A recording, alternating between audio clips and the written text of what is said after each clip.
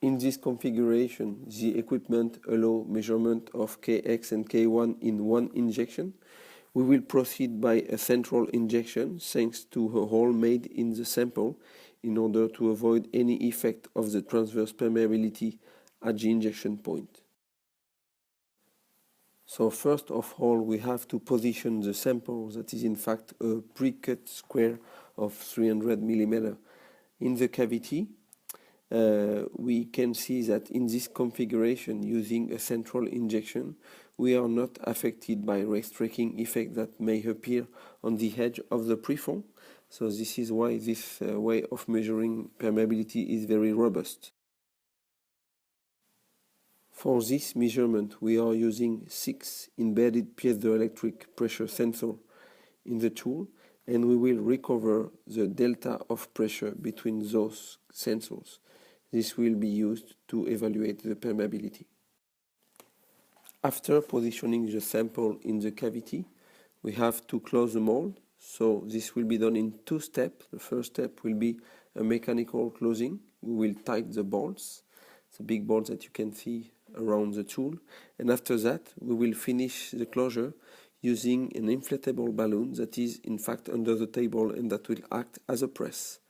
This will ensure the perfect thickness of the cavity.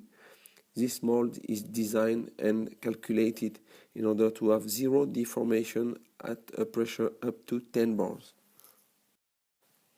The next step is now to set up the software that will help EASYPERM to do the permeability measurement. So in fact, this software will be acting like a tutorial and will guide you through all the steps and all the parameters that you have to enter. So the first step is of course to enter the backup file, to enter the name of the file. So this will be done thanks to the touchscreen interface. After that, we will be able to zero all the sensors because we should have a remaining pressure after the tool closing. So we have to zero all the sensors.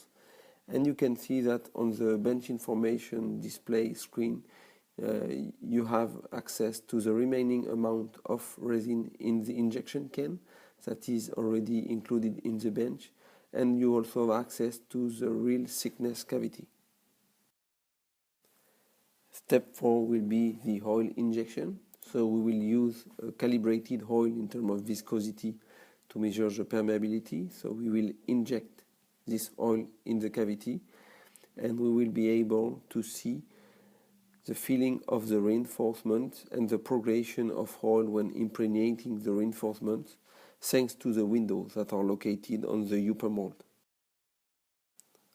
On the software side, we will launch the data acquisition, that is in fact the software acquisition, and we will have all the pressure evolution of all the sensors that will be plotted on the screen.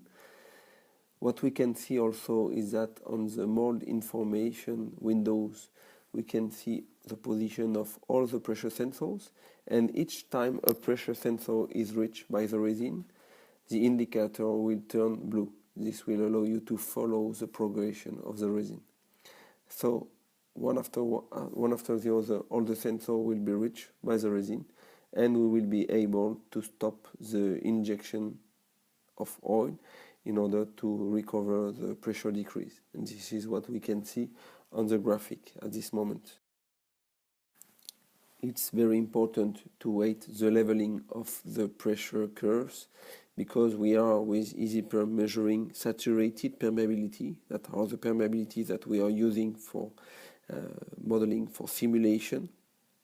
So we weight the leveling in terms of pressure, and also for the injection pressure it's also important to weight the full leveling, because after that we will post-treat these curves and we will ask the software to evaluate and measure the flow that will be used to measure permeability, because this is the real flow that we have in the mold. So after recovering all the data pressure, we'll have to enter in the software all the missing elements that will allow permeability calculation thanks to the Darcy's law. So this is basically the thickness, the feeding hole diameter, fiber volume fraction, the fluid density and the viscosity, that are directly linked to the fluid that we are using.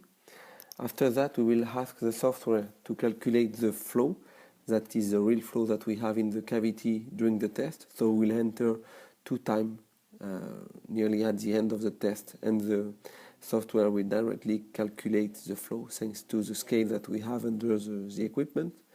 This flow will be used to evaluate the permeability, and we will ask the software to calculate permeability at one precise time. And we end up with Kx and K1. So at the end of the test, we just have to open the mold and remove the completely wet reinforcement.